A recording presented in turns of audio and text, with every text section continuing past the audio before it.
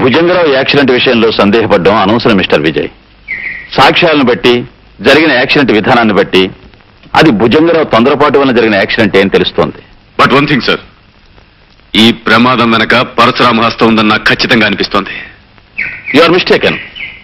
గూర్ఖా సాక్ష్యాన్ని బట్టి car drive చేసి వెళ్ళింది భుజంగరావు ఒక్కడే.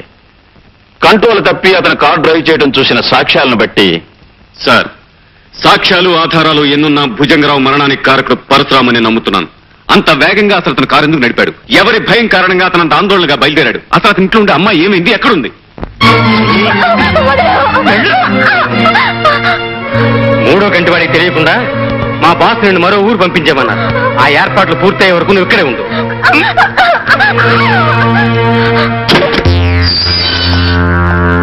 సలాం జాకీ సాబ్, సలాం. రండి.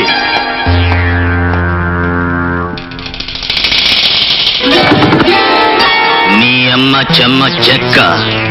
నేను జైలు పాలవడానికి కారణమైన ఆ ఇన్స్పెక్టర్ విజయ్ని, వాడికి మన విషయం హింట్ ఇచ్చిన పరశురాముని వదిలిపెట్టకూడదు మస్తాన్.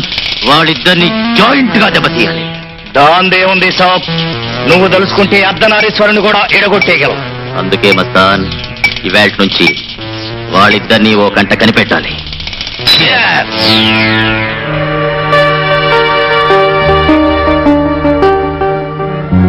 జైలు నుంచి బయటికి రాగానే సాక్ష్యం లేని విధంగా భుజంగరావు చావు కారకుడయ్యాడు పరశురాం. నా ఊహ నిజమైతే ఇక అతని తరువాత లక్ష్యం.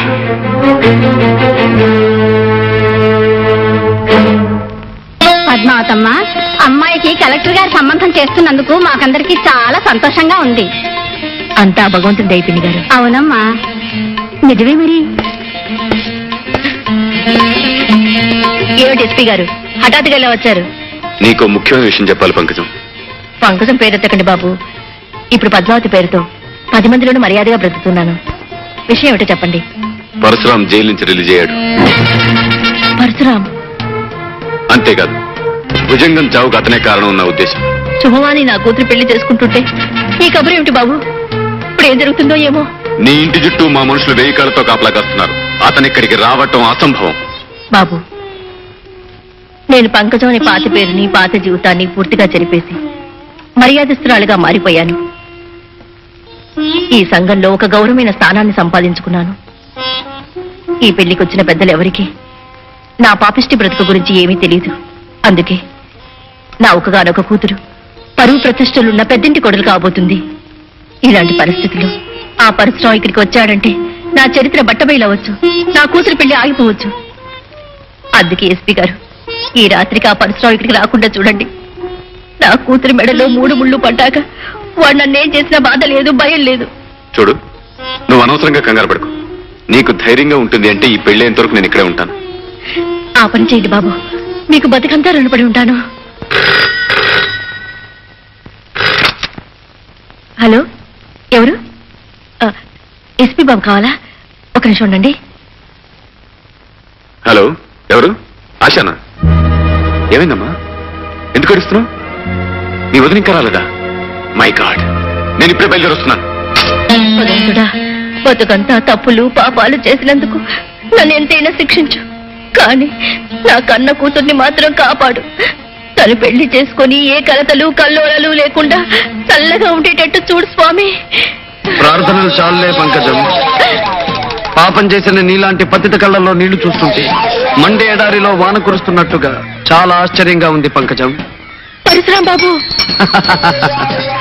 పేరు గుర్తుంది కదా, పతిత పంకజం.